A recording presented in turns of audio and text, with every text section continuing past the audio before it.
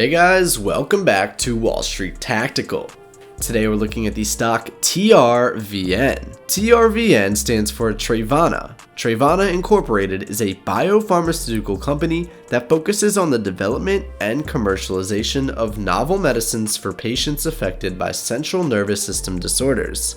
Its lead product candidates include a G-protein biased mu opioid receptor ligand for the management of moderate to severe acute pain, Trv-027 for the treatment of acute lung injury contributing to acute respiratory distress syndrome and abnormal blood clotting in patients with COVID-19, and many other similar drugs with similar mechanisms. They tend to deal with pain and also symptoms for COVID as well.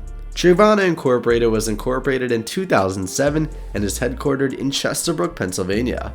The stock trades on the NASDAQ CM exchange and through brokers such as Interactive Brokers LLC, E-Trade Financial, Vanguard, and many others, are where transactions can be executed. The stock doesn't have sufficient data to calculate the proper valuation of the company, hence the fair value is not known according to Simply Wall Street.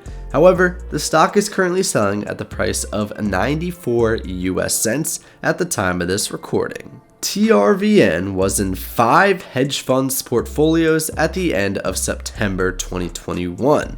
The all-time high for the statistic is 19. There were 6 hedge funds in the online database with Trvn positions at the end of the second quarter. According to calculations at Yahoo Finance, Trvn is not among the 30 most popular stocks among hedge funds. The stock has seen a decrease in hedge fund interest of late. Currently, for the stock Trvn, the sentiment is up 0.30%, with the message volume also being up at 0.91%. Chartmill on Twitter had to say, quote, Trvn was analyzed by 10 analysts. The buy consensus is at 80%, so analysts seem to be mildly confident about Trvn. Now, on the other hand, let's take a look at what an established, reputable blogger has to say. According to a writer at Simply Wall Street, quote, Trvn recently reported disappointing Q2 earnings that revealed they completely missed the street's expectations and only put in $180,000 in revenue. The COVID-19 headwinds are slamming Trvn, and the forecast does not appear to be clearing up. As a result, I believe investors need to be patient with Trvn. Despite the underwhelming earnings, the company reported some encouraging commercial trends that could bode well for the second half of 2021 and potentially establish some momentum in 2022. By December 30th, 2023, the revenue is projected to be US $61.612 million per year, and the earnings are projected to be negative $27.749 million per year. Now, let's take a look at the charts of the company. As you can see, in the past 1 month, the stock is in the red and it has been steadily decreasing. Now if we move on to the past 6 months, it is also in the red and it has also been steadily decreasing, peaking around early 2021. Finally, if we look at the past 1 year, we also see the same thing that we saw in the past 2 graphs, where it's in the red and slowly decreasing, with about right now being at the lowest that it was. Now let's take a look at an impressive biography of a specific senior management of the company. Mark A. Demitrack is the Chief Medical Officer of the company. He's a board-certified psychiatrist with over 30 years of experience in both academic and industry settings in clinical neuroscience research.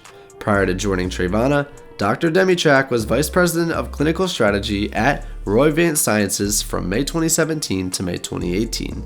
From July 2003 to May 2017, Dr. Demitrack served as Vice President and Chief Medical Officer of Neuronetics Incorporated, where he led the clinical development introducing the NeuroStar TMS therapy system. Prior to this, Dr. Demitrack was Assistant Vice President for Global Medical Affairs and Neuroscience at Wyeth Pharmaceuticals, where he was responsible for post-marketing clinical development of the Effexor XR brand. Dr. Demitrack also served as Medical Director of the new antidepressant team at Lilly Research Laboratories. Finally, the current biggest investor of the company is BlackRock Incorporated, with ownership of about 6.76%. Second place is taken by the Vanguard Group Incorporated with 4.68% of the ownership, while the third place has ownership of 2.32%. The top 25 shareholders own 20.99% of the company. Overall, we have no position in any of the companies mentioned. This video is all general in nature and information is taken from Simply Wall Street. We do not have any sort of recommendation to buy or sell any stock, and we do not take account of your objectives or your financial situation. We aim to bring you long-term focused analysis driven by fundamental data. Well guys, that's it for today's video. We hope you liked the video. Thank you so much for watching until the end, and as always, don't forget to like and subscribe. I'll see you guys next time. Have a great day.